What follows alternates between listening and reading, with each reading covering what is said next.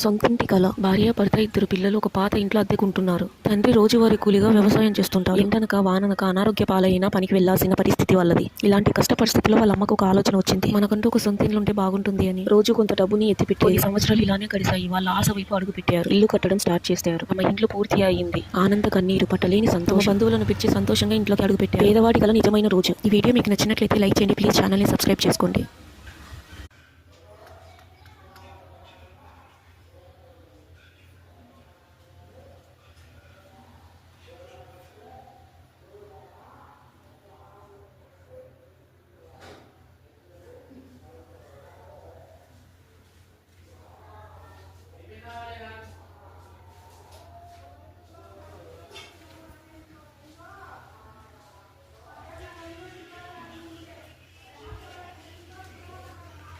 ఎంత కదా